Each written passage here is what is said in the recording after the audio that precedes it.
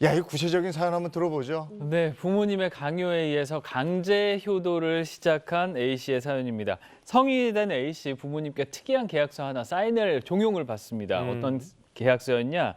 어려운 살림에도 키워줬으니 앞으로 매달 200만 원씩 20년 분할 상환입니다. 갚으라는 내용이었습니다. 이야. 다시 말해 자녀가 성인이 될 때까지 들었던 양육비를 성인이 된 뒤에 모두 돌려받겠다는 그런 계약서였습니다. 그동안 키워준 값을 성인이 된 이후에 모두 다 갚으라 이거 네, 아니에요?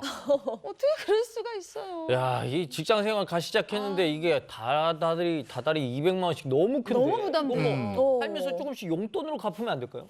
그러게. 아마 A씨도 비슷한 마음 아니었을까 싶어요. 하지만 돈을 보내지 않고는 도저히 견딜 수 없는 일상이 지속이 됐습니다. 그렇구나. A씨가 돈을 붙이지 않으면 부모님이 회사 앞까지 찾아와서 어떡해. 난동을 부렸거든요.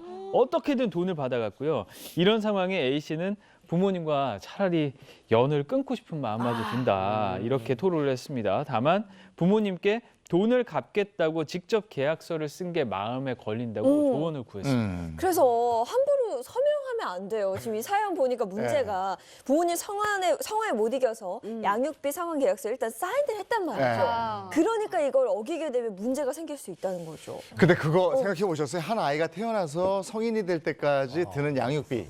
이게 어느 정도 될 것 같으세요? 그거 뭐 2억? 몇 억 이억? 되지 않아요? 이억인가 뭐 그렇죠. 나오는 거. 이게 저 3년 전이에요. 2019년에 한국노동연구원에서 조사한 바에 따르면 네. 3억 8,190만 원. 그러니까 4억 4억 가까이. 원에 네. 가깝대요. 3년 전이니까 지금으로 따지면 또 물가 되겠네요. 상승분이나 돈의 가치로 따지면 훨씬 더 하겠죠. 자식 다 크고 나면은 양육비 요거 의무가 되나요? 리처드 도킨스의 이기적 유전자라는 책을 보면은 모든 생물은 유전자의 조정에 의해서 이세를 그냥 무조건적으로 사랑하거든요. 네. 그 법을 따르는 거예요. 네. 근데 이제 동물반도 못한 가끔 사람이 있으니까 이게 문제가 돼서 우리 민법에 규정이 되어 있습니다. 그래서 아예 직계 혈족, 부모 자식 간과 배우자 간에는 부양 의무를 규정을 하고 있습니다.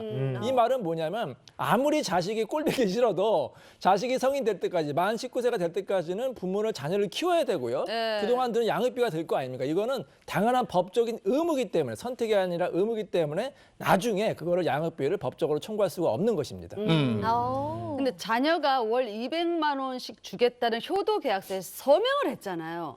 요거 무효가 안 될 것 같은데요. 그렇죠. 사인했기 때문에. 네, 이 자녀분이 그동안 정말 마음고생 많이 하셨을 것 같은데 박수리님 걱정 안 하셔도 될 것 같고 이 자녀분도 괜찮을 것 같아요. 아, 그래요? 왜냐하면 이 계약서가 무효로 판단이 되기 때문이에요. 사실은 우리가 이 부모가 자녀에게 주는 것 반대로 자녀가 부모에게 양육비를 상환할 어떤 법적 의무라는 것도 없는 것이고 동서 양속에 비추어 봐서도 이건 좀 맞지 않는 그런 계약서잖아요.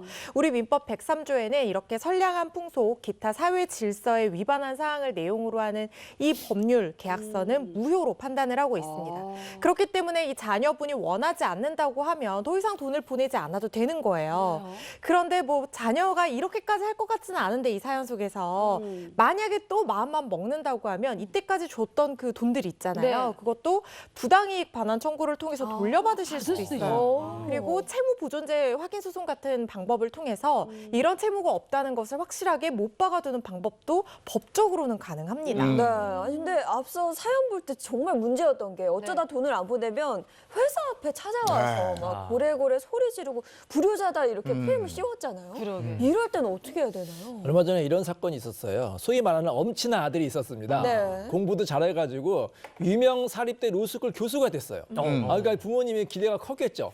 근데 이 아들이 어머니가 반대하는 여성과 결혼을 했습니다. 그래서 어머니랑 사이가 나빠졌어요. 그러니까 어머니가 너무 화가 나가지고 아들 직장 학교에 찾아가지고 피켓 시위를 한 거예요. 천하의 불효자다. 그리고 아들과 며느리한테 막 저주하는 문자도 보내고. 그러니까 아들이 너무나 이제 힘들어가지고 괴로워가지고 법원에 접근 금지 가처분 소송을 했어요. 그래서 법원이 접근 금지를 인정해줘서 만약에 어머니가 계속 찾아가거나 괴롭히면은 50만 원씩 강제금을 부담하라 이런 판결을 내렸습니다. 예.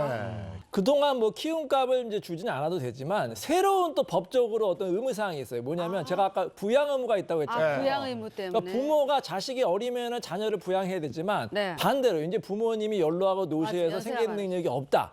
근데 이제 자녀들은 소위 말해 잘 나간다. 그럴 경우에는 이 자녀들이 부모를 부양을 해야 돼요. 그러니까 말로만 부양하는 게 아니라 생활비도 지급해야 된다. 그걸 그렇죠. 부양료 지급 의무라고 하거든요. 실제로 이런 것 때문에 상담 오시는 분도 많아요.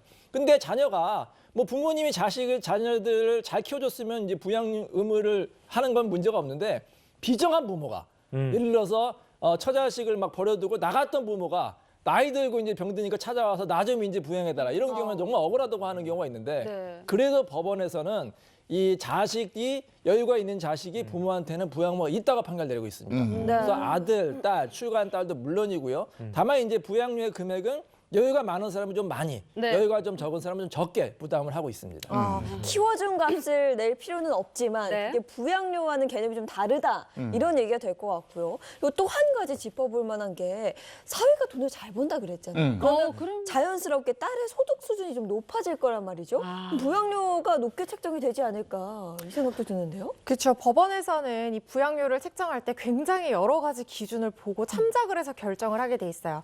부양료를 청구하는 사람뿐만 아니라 그 상대방의 뭐 나이나 직업이나 재산 상황이나 소득 수준 이런 것들 다 고려를 해서 정하거든요. 네. 그래서 말씀하신 것처럼 딸이 결혼을 했는데 경제적으로 굉장히 윤택해지고 소득 수준도 예전보다 훨씬 높아졌다라고 하면 그런 부분도 이 친정 부모의 부양료를 결정을 할 때 충분히 참작 사항이 될 수 있습니다. 그렇지만 부모라고 해서 당연히 다 부양료를 받을 자격이 주어지는 건 아니에요. 네. 아까 이 변호사님께서도 잠깐 언급을 하셨는데 말씀드린 것처럼 이 부양료를 책정하는 데는 여러 가지 기준을 참작하는데 부모와 자식 간의 관계도 굉장히 중요한 기준이 될 수 있어요. 그러니까 뭐 친소나 유대 관계가 어떤지 갈등이 있다고 하면 그 갈등 상황이나 원인은 어떤지 이런 것들 다 고려를 해서 판단을 하거든요. 그래서 예를 들어서 뭐 미성년자일 때 자녀를 학대했다거나 양육의 의무를 전혀 이행하지 않았는데 자녀가 커서 경제적 능력이 생기니까 다짜고짜 부양료 내놔라. 이건 권리 남용에 해당할 수가 있는 거죠. 그래서 법원에서도 이런 청구는 받아들이지 않은 사례가 굉장히 많아요. 최근에 그 사회가 지금 고령화 사회로 되고 있는 추세잖아요. 네. 그래서 노후 대비가 안 된 상태에서 은퇴 이후의 노후 기간이 굉장히 길어지면서 자식에게 무조건적으로 의탁하고 의존하는 그런 사례들도 늘어나고 있기 때문에 부모 자식 간의 부양료 문제에 대해서 다툼이 지금 굉장히 증가하고 있는 추세거든요. 자식도 부모에게 자식된 도리를 당연히 해야 되겠지만 부모도 무조건적인 어떤 바람 이전에 내가 자식에게 어떤 부모였는지 한번 돌아보시는 것도 좋을 것 같습니다.